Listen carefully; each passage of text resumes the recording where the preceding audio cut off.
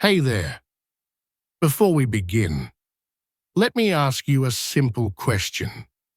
Do you believe there are tombs that were never meant to be opened, not because they were forgotten, but because what's inside was never supposed to be disturbed?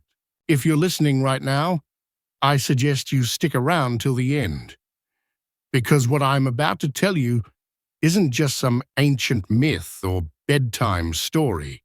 These are real, documented events, testimonies and records about a forgotten priest whose name never made it into history books, but whose curse still lingers today. This is Tales of a Terror. Subscribe to the channel, turn on the bell, and get ready for stories you won't hear anywhere else. Let's begin.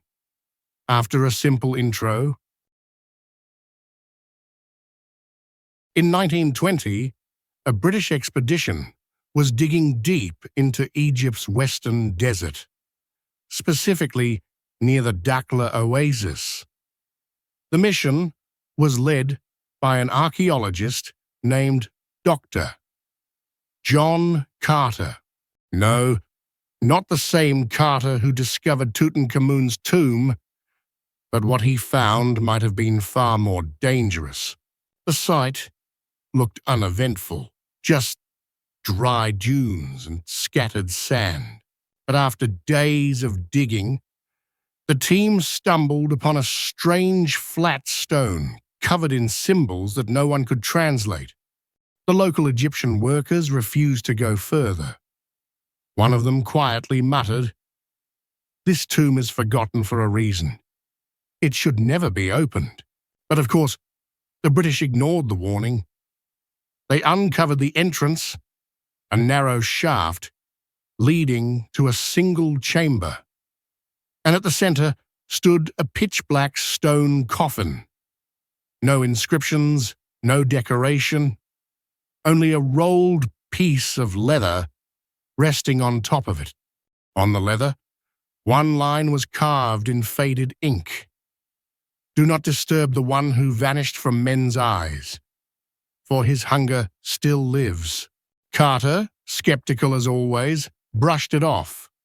He opened the coffin himself and later told one of his assistants something chilling. "I've seen plenty of mummies before, but this one? This is something else." The mummy was wrapped in black linen, not the usual white. The skull was elongated, unnaturally so. The eyes were covered in gold leaf, but one of them had a long slit, as if it were open. From that moment, everything changed. The first death happened less than 24 hours later.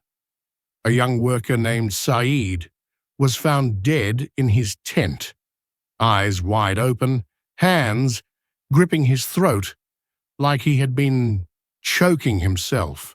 The medical report called it a heart attack, but the wording was strange. Sudden failure due to extreme panic. Then the team began to unravel. One by one, members of the expedition suffered strange symptoms. Some had recurring nightmares about a tall figure standing on their chest. Others started speaking in tongues, muttering gibberish before vanishing altogether. Carter himself disappeared. But before he did, he left behind one last journal entry. "I heard his name, and he was calling me." In 2003, a young researcher named Stephen Marshall reopened the case. He tracked the mummy down to a private museum and asked to see it. 2 days later, he posted something online. "I've seen what was never meant to be seen. The priest is still awake." He vanished shortly after. No trace, no leads. Even the room where the mummy was stored has been locked forever. There's no official record of the priest's name. But some smuggled scrolls recovered from the site mention a strange name, Nebu-Ka-Ra, a priest who betrayed the gods and was punished by being buried alive, not because he committed a crime, but because he was stronger than them. There's no official record of the priest's name. So here's the real question. Was he really human? Or something far older and far more dangerous?